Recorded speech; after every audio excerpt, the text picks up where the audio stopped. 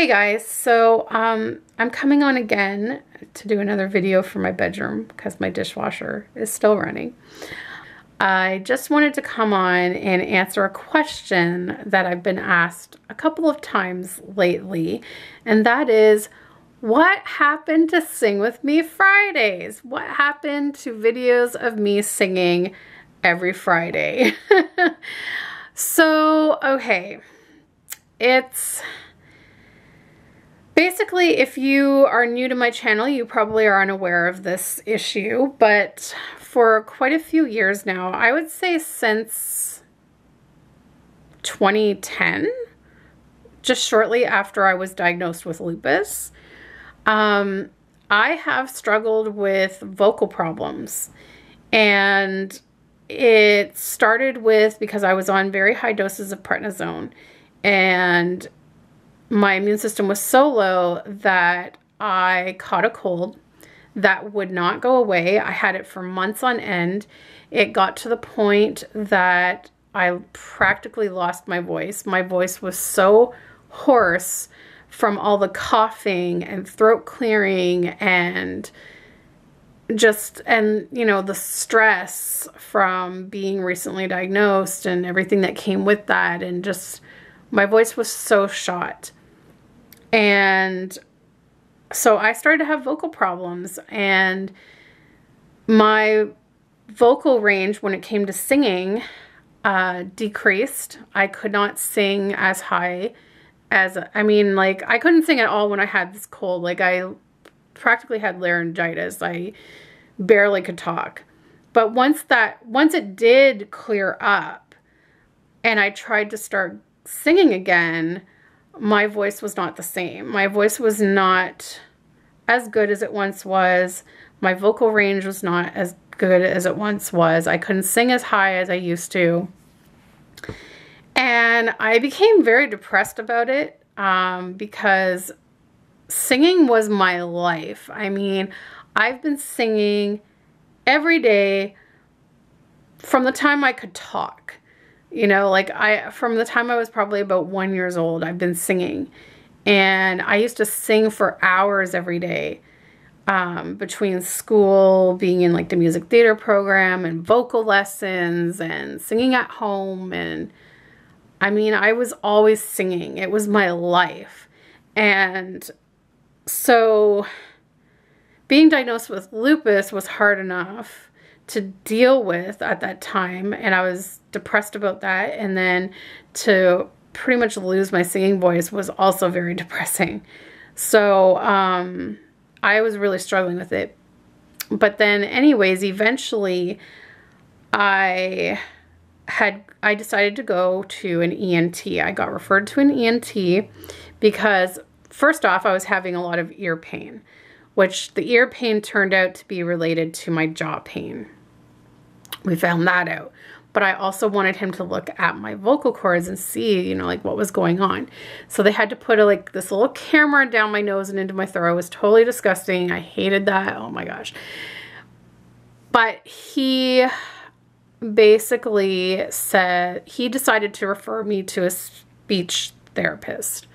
So I ended up going to a speech therapist. Basically what was discovered was that I have something called dysphonia, and what that basically means is I experience tension in my vocal cords, and so that can affect my speaking voice, and it can also affect my singing voice.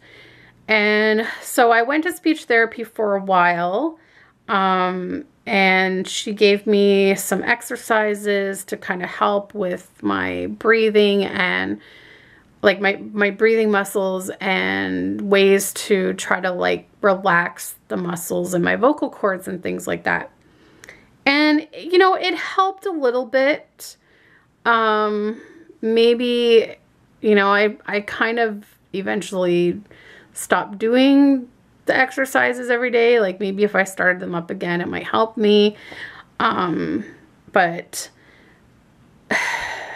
basically, there's no one particular cause that we could isolate that caused the dysphonia. It's kind of like a collective thing for me. So one thing that could be a contributing factor to it is my jaw problems, because obviously, because of my jaw issues, I can't open my mouth very wide. And, you know, to be able to sing properly, you have to be able to have full range of motion in your jaw.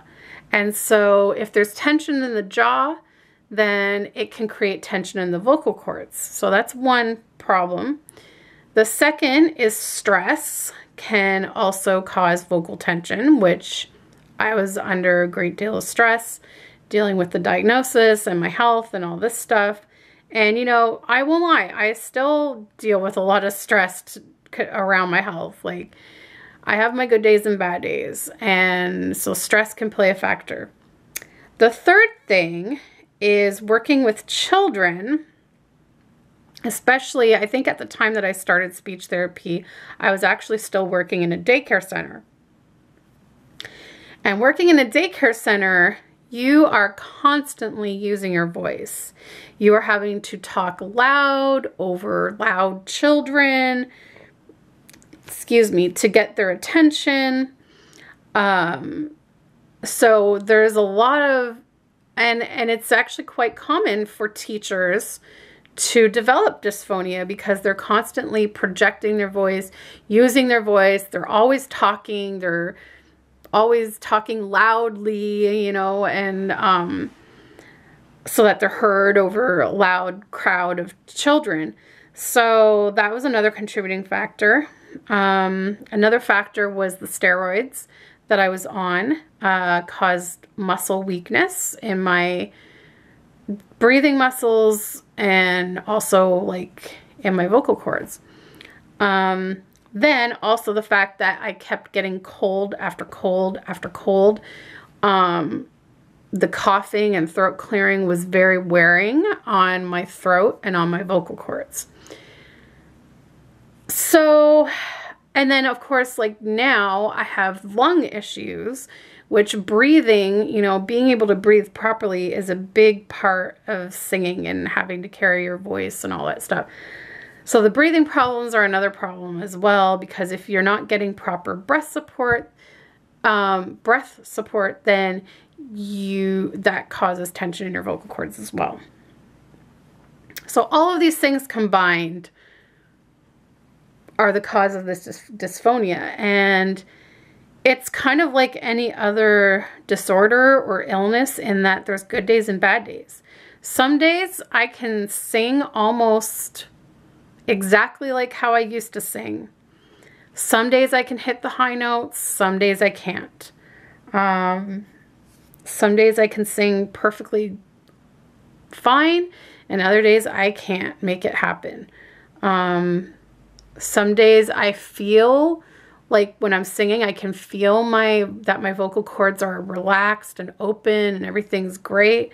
And other times I can feel that tension, and no matter how hard I try to like let that tension go, it just won't go away. So, you know, and I still, you know, even though I'm not working in a daycare, I still work with children. So I am talking a lot all day long at work and things like that. And so, yeah. So then throw in the last few months, I've been sick a lot. Same as last year, I was sick a lot. I had cold after cold again. I had flu after flu. And this year, you know, I had strep throat, I had stomach bug, and I had a cold. And obviously I'm not even going to attempt to sing when I have strep throat or a cold or anything like that. So that kind of, you know, basically like all this fall and most of winter I've been battling some sort of cold or flu or infection, and I just can't sing when I'm sick like that. I just can't, and it's not good to push the voice because that's going to cause more damage. So that's where I'm at with that. I have been starting to sing again in the past few weeks since I the cold seems to finally be gone. And so I have been slowly like trying to get back into the singing because I would like to do Sing With Me Fridays again, and I have like so many songs that I want to do. But it's just a matter of like getting my voice back. But then in 2 weeks time, I'm having the jaw procedure. And when you have this procedure, even though it's like a 1-day procedure, I'm going to have to be on a liquid diet for, I think it's like the first week, because they don't want you to be using your jaw. So therefore, I know from the last time that singing is out of the question because you have to let your jaw recover from the procedure. And so singing just puts a lot of wear and tear on your jaw joints. So I was kind of like, well, in 2 weeks time, I'm going to not be able to sing again. So, and that'll be for probably a few weeks or at least a month probably to let the jaw recover as best it can. I have to be on a liquid diet the first week, and then for the next couple of weeks, a soft diet where I don't have to chew much.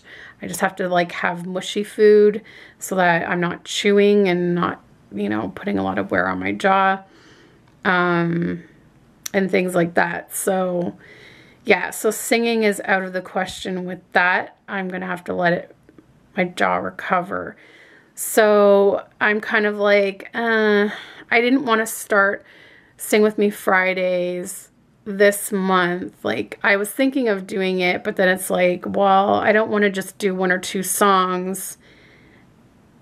And then I don't know when I'll be able to do more because I have to wait for myself to recover from this procedure. So that's kind of what's happening with my voice. That's the history of it. It's an ongoing issue that comes and goes. Like I said, it's like any other illness. You have good days and bad days. Some days I can sing, some days I can't. Some days, even my talking voice like can be affected. Like some days my voice becomes very raspy and scratchy, and other days it's perfectly fine. Like right now my voice is feeling a little scratchy today. And also, I wouldn't doubt it if the dryness is contributing to that, because I have the dry eyes, I have the dry mouth, which also causes a dry throat. And so I wouldn't be surprised if the dryness is also a contributing factor, because your vocal cords need to be properly lubricated as well to be able to work properly. So that's another issue. Like, I'm always trying to drink lots of water, but doesn't always help. So that's where I am with that. So I hope that explains it for anyone out there that was asking, where's their singing videos? So that's kind of what's going on, and it's just an ongoing battle with that. But hopefully once I get this jaw procedure done, once I recover from that, maybe hopefully by then I can try to get back into singing for you guys, because I would love to do some singing videos again. And I especially like am so obsessed with the new Taylor Swift album. Like, I want to record me singing like every song off of that album for you guys, but I don't know when I'll be able to do that. So hang in there with me, and hopefully in a month or 2 I'll be able to get back to doing those for you guys. Let's hope, fingers crossed, hope everything goes good. I hope my jaw procedure goes as well as it did the last time, because the last time I really didn't have hardly any bruising. I really didn't have any bruising, and I barely had any pain after. It was almost like immediate relief for me. I had a few achy moments where I had to use the painkiller that was prescribed, but there were some days that I didn't take painkillers at all. So I'm hoping it goes the same way this time, and that I benefit from it again, and that it'll last as long as it did this time. because he told me that I'm a rare one. Like usually people have to get it done every 9 months to a year, whereas for me it's been like 2.5 years. So that's really good, and hopefully it'll go just as well this time. So anyways, I guess this ended up not being a short video, but you know, I had to give you guys the whole backstory on that. So hopefully you understand, and I hope that I can get back to singing soon. All right, guys, thanks for watching. We'll see you next time. Bye.